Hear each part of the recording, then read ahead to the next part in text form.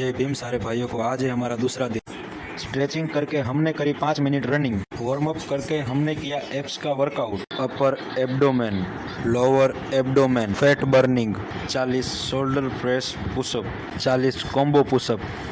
पानी पिया और निकल गए हॉस्टल की ओर। हॉस्टल आकर हमने खाए भीगे हुए चने जो हमारे वजन को बढ़ाने में मदद करें। कपड़े सुखाकर हमने खाए सब्जी रोटी। पूरे रूम की सफाई करके हमने शुरू किया बैक का वर्कआउट।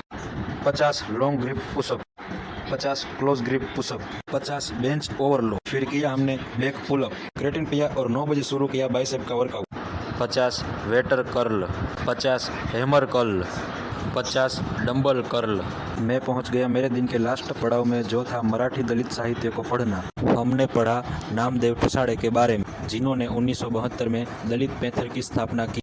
नामदेव ठसाड़ मात्र दलित कवि नहीं परंतु एक मानवता की लड़ाई के योद्धा भी थे। आज के सारे टास्क पूरे। जय भीम।